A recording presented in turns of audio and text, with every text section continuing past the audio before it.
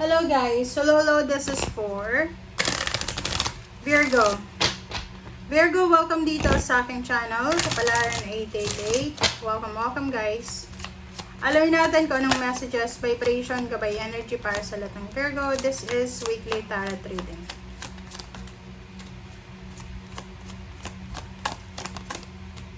Okay, first card natin is in Virgo. Wow, congratulations, nasa inyo. Okay, methods for the healing power, the analyzing resulting from the perfection. Okay, so, Virgo, may mga bagay-bagay ka na gustong gawin sa buhay mo, may mga past, present, and future plans ka. And sinasabi ng baraha sa'yo na importante daw, na sa linggong ito, bigyan natin ng maraming oras ng panahon na i-analyze yung situation natin sa past, present, and future. And sinasabi ng baraha sa'yo na iwasan natin yung pagiging perfectionist. Iwasan natin yung sobra-sobrang pagiging perfectionist. Sinasabi ng baraha sa'yo dito na gawin mo kung ano yung tama. Hindi dahil sa eto yung ikabubuti ng lahat, ikabubuti ko, parang ganon. So, iwasan nating maging perfectionist.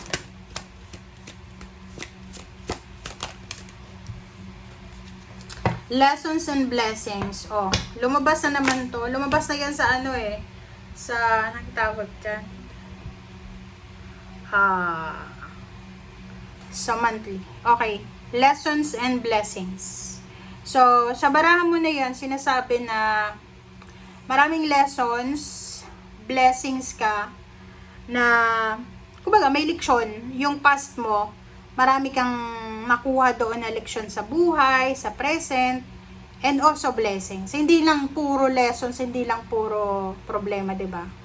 So, this week, marirealize mo na everything happens for a reason, diba?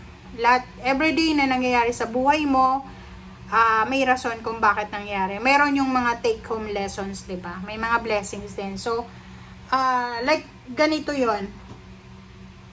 May mga taong, diba, like, for example, nakipaghiwalay sila sa karelasyon nila. Kasi, iniisip nila yung mga pain and heartaches nila. Like, nakipaghiwalay ako kasi nasaktan ako Palagi akong nasasaktan. Pero ano yun mali yun na sinasabi na palaging nasasaktan. Kung palagi kang nasasaktan, 2 days pa lang kayo, 3 days pa lang kayo, mag-boyfriend, girlfriend pa lang kayo, hindi na kayo umabot doon sa taon. 'Di ba? Aminin natin na hindi lang puro sakit, meron ding sarap, merong sarap, happiness, sakit, ganun. Kasi kompleto yan kasi yung relasyon, sugal yan Kung hindi ka willing masaktan, kung hindi ka willing maging masaya, huwag kang papasok sa relasyon. Ganun lang yun, 'di ba? So, this week, iwasan mo yung sobra-sobrang pagiging perfectionist sa love life, sa trabaho, sa environment, kasi wala kang makukuha sa ganyan. Lahat tayo sinilang dito na perfect. Lahat tayo may kapintasan sa buhay. Huwag nating yung sabihin na, ako, walang kapintasan. No. Kasi kadalasan sa mga Virgo, palapintas. May kilala akong Virgo, sobrang taba niya, sobrang pangit niya talaga. As in, sorry malimit lang kasi akong magkaroon ng misunderstanding. Pero may kilala ako, 'di ba? Chismosa, napaka-chismosa niya, backfighter. Ang taba niya, ang pangit niya. As in, talagang lahat mo talaga sa kanya. Yung parang yung lahat ng sinasabi niya na kasiraan ng ibang tao.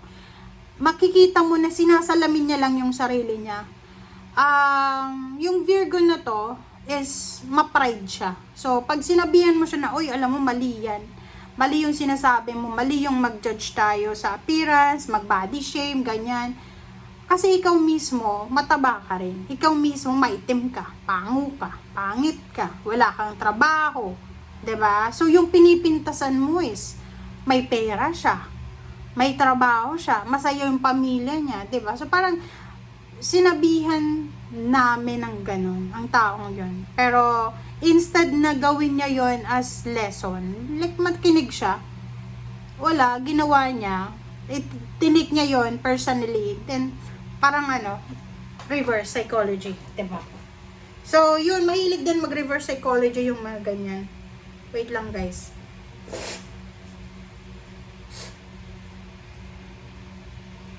So, yun. Kung magalit kayo sa akin dahil sinasabi ko yung okay lang. Okay, guys.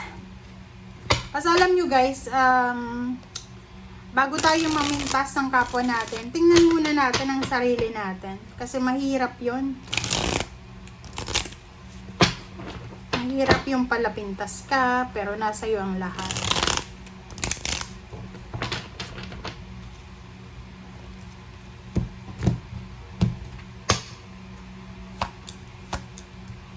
Okay.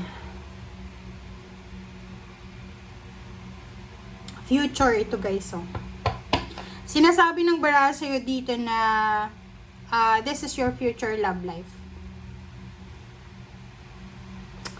Ang love life mo, posibleng ikaw ay makapag-asawa. Kung wala ka pang asawa sa ngayon, wala kang boyfriend, girlfriend, possible na makapag-asawa, magkaroon ka ng relationship na, lalo sa mga babaeng Virgo ng water sign, Pisces, Scorpion, Cancer, and air signs, Gemini, Libra, and Aquarius.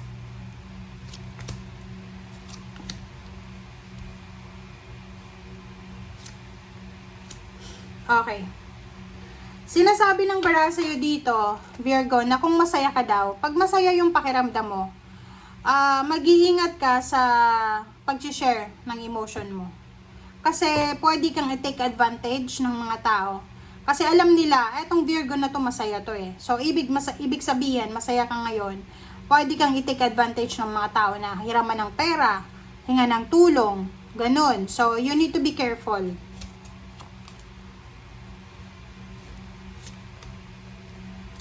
Okay, so may mga plano ka para sa future na sa ngayon ay hindi muna siya matutuloy. Parang uncertainty siya. Walang kasiguraduhan kung matutuloy yung mga plano mo.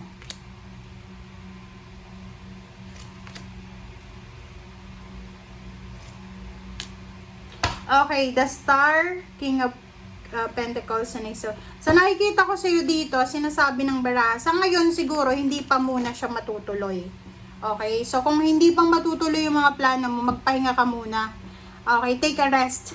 I-maximize mo, kumbaga, samantalahin mo yung pause season sa buhay mo para makapagpahinga. Sabi dito, may mga plano ka na hindi matutuloy. Pero, yung hindi mo pinaplano, ay posibleng mangyari. So, maybe there's a new job and career, na hindi mo masyadong binibigyan ng pansin na posibleng pumasok sa buhay mo. Diba? Ang galing. So, kaya nga may kasabihan tayo na expect the unexpected. And iwasan natin yung sobrang expectation kasi ganun eh. Pag nag-expect ka ng sobra-sobra, masisira lang yung isip mo dyan sa kakaisip. Over-analyzing lang. So, dito, yun guys ang sinasabi ng baraha. Thank you for watching. Bye!